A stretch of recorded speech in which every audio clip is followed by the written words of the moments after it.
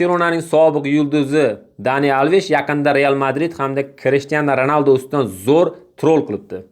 U qaysidir saytga bergan intervyusida Real Madridni Barselonadan kuchli ekanligi shunchaki temir tersak kuboklar bilan o'lchaysizlarmi? Aslida bu noto'g'ri degan fikrni ilgari surgan. U fikriga mantiq o'laroq men Cristiano Ronaldodan ko'ra ko'proq sovrin yutganman.